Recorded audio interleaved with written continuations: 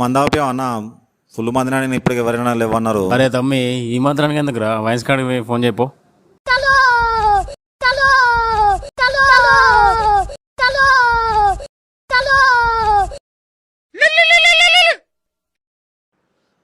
అన్న వైన్స్ దగ్గరకు వచ్చినా అన్న అరే చెప్పరా. తమ్మి నా దగ్గర కూడా డబ్బులు లేవురా, వేరే కాడ ట్రై చేయి.